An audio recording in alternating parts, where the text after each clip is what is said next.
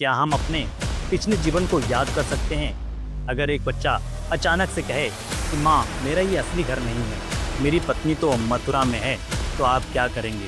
क्या हंसेंगे या डर जाएंगे या फिर इस सोच में पड़ जाएंगे कि आखिर ये बच्चा क्या बोल रहा है? लेकिन अगर वही बच्चा अपने पिछले जीवन का नाम, घर और यहाँ तक कि मौत का कारण तक बता दे और वो जांचने पर सच निकले, तो क्या ये पुनर्जन्म का प्रमाण है? क्या इंसान वाकई पुनर्जन्म लेता है? आज के इस रहस्यमय यात्रा में हम जानेंगे 5 असली घटनाएं, वैज्ञानिक प्रमाण और गहराई से जुड़ी मानसिक परतों को, जो हमें ये सोचने पर मजबूर कर देगी कि क्या मौत वाकई में अंत है। शांति देवी की कहानी। 1930 का दशक। दिल्ली में एक साधारण सी लड़की जन्म लेती है। नाम था शांति देवी। 4 साल की उम्र में वो अजीब बातें कहने लगती है। मैं पहले मथुरा में रहती थी। मेरे पति केदारनाथ थे और मेरा एक बेटा भी था। शुरू में घर वाले इसे बच्चे की कल्पना मानते हैं, लेकिन धीरे धीरे वो ऐसे विवरण देती जाती है जो कोई भी समान इंसान नहीं जान सकता। वो मथुरा की गलियों, घरों और मथुरा का विवरण देती है जैसे वो वहीं पली बड़ी हो, वहीं की गलियों में खेली हो और वहीं पर जन्म लिया हो। वो 4 साल की बच्ची जिसने ना अभी तक दुनिया देखी, वो इतना सब कुछ कैसे जान सकती थी?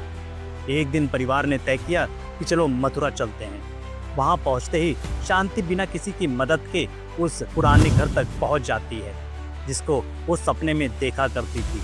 और फिर अचानक से वही आदमी सामने आ जाता है जिसे वो अपना पति कहती थी, केदारनाथ। बिल्कुल वही इंसान जो उसने सपने में देखा था। उसके बाद इस केस में कई लोग जुड़ते हैं, जिसमें महात्मा गांधी द्वारा नियुक्त एक विशेष समिति भी थी।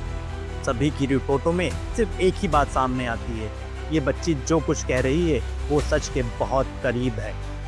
ये केस आज भी रीइंकार्नेशन का सबसे बड़ा और उत्तम उदाहरण माना जाता है। जेम्स लेनिंगर, अमेरिका का बच्चा जो पायलट था। 2000 के दशक में अमेरिका में एक छोटे से शहर में जन्म हुआ एक मासूम से लड़के का, जेम्स लेनिंगर का। सब कुछ सामान्य चल रहा था जब तक कि वो 2 साल का नहीं हो गया। एक रात वो बुरे सपने देखता है और चिल्लाने लगता है कि मेरे प्लेन में आग लगी है, मेरा प्लेन क्रैश हो रहा है। वो बार बार कहता कि मैं जेम्स हुस्टन हूँ, मैं जापान के पास समुद्र में मारा गया था। ये सब जब उसके माता पिता सुनते हैं तो हैरान रह जाते हैं। वो डर जाते हैं कि ये क्या बोल रहा है, अभी तो ये सिर्फ 2 साल का है। उसके माता पिता पहले से बच्चा समझकर नज़रअंदाज करते हैं, और जब वो सेकेंड वर्ल्ड वॉर के प्लेन्स, जापानीज जहाज़ों और पायलट्स की असली डिटेल्स बताने लगता है, तब सब का सब हिल जाते हैं। सबका माथा चकरा जाता है कि अरे ये इतना सब कुछ कैसे बता सकता है। बाद में वो सारी बातें यूएस नेवी के रिकॉर्ड से मैच होने लगती हैं। जेम्स हुस्टन नाम का एक पायलट सच में उसी तरीके से मारा गया था जैसे जेम्स लेनिंगर बता रहा था। कैसे एक बच्चा जिसने कभी कोई युद्ध ना देखा हो, वो इतनी गहराई से और इतनी डिटेल से सब कुछ कैसे बता सकता था? उसके बातों में इतनी सच्चाई थी कि जैसे मानो वो खुद ही प्लेन चला रहा था और उसका प्लेन उसी समय क्रैश हो गया था। चलिए जानते हैं इस पर साइंस क्या कहती है। अब सवाल ये उठता है, क्या ये सिर्फ किस्से हैं या विज्ञान भी इसके बारे में बहुत कुछ कहता है? डॉक्टर यान स्टीवेंसन, यूनिवर्सिटी ऑफ वर्जीनिया के प्रोफेसर, जिन्होंने 40 साल तक इस विषय पर रिसर्च किया, उन्होंने 2500 से ज़्यादा बच्चों पर शोध किया और ज़्यादातर ने अपने पिछले जन्म के बारे में जो बातें बताई वो बहुत ज़्यादा सच के करीब थी। उनका ये कहना था कि बच्चे अपने 2 से 6 साल तक के पिछले जन्म की बातें याद रखते हैं और फिर धीरे धीरे वो भूलने लगते हैं। उन्होंने 20 स्ट्रॉन्गेस्ट केसेस को एक किताब में लिखा, 20 केसेस सजेस्टिव ऑफ रीइंकार्नेशन।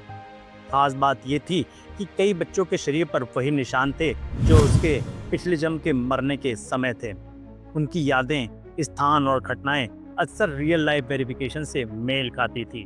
उनकी शोध से जो ये सामने आया वो वाकई में असाधारण था।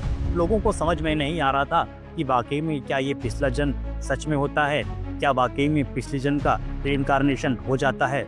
चलिए आगे समझते हैं कि कैसे ये पॉसिबल है। पास्ट लाइफ रिग्रेशन, सच या कल्पना। आजकल एक तरीका बहुत ही चर्चा में है, पास्ट लाइफ रिग्रेशन थेरेपी। इसमें एक व्यक्ति को डीप हिप्नोटाइज किया जाता है और उसकी अवचेतन स्मृति को एक्टिवेट कर दिया जाता है, जिससे वो अपनी पास्ट लाइफ की झलक देखता है। कई लोग इसे पिछले जन्म की मौत, रिश्तेदार, जीवन की समस्याएं और उनकी वजह देख लेते हैं। और यहीं पे शुरू होता है वैज्ञानिक मतभेद। कुछ वैज्ञानिक इसे इमेजिनेशन मानते हैं, ये हमारी दबी हुई इच्छाएं, ट्रॉमा होते हैं जो एक कहानी के रूप में बाहर आ जाते हैं। लेकिन कई लोग भी हैं जिन्होंने रिग्रेशन के बाद अपने फोबिया, अनजान डर या मानसिक बीमारी से छुटकारा पा लिया है। क्या ये सच में हो सकती है या हमारी कल्पना मात्र है? आध्यात्मिक दृष्टिकोण।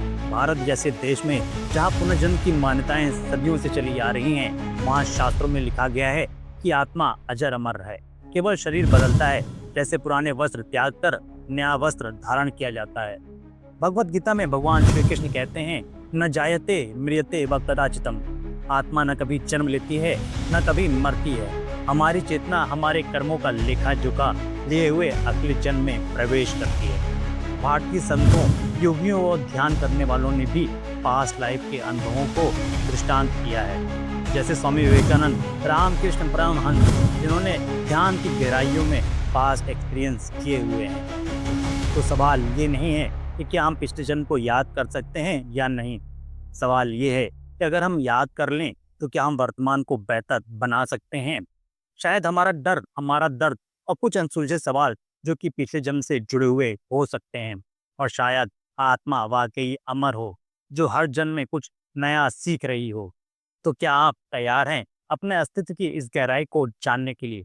तो हमारे चैनल को लाइक करिए और सब्सक्राइब करिए तथा इसे ज़्यादा से ज़्यादा शेयर भी करिए। और कमेंट में हर हर महादेव लिखना ना भूलिए। हर हर महादेव।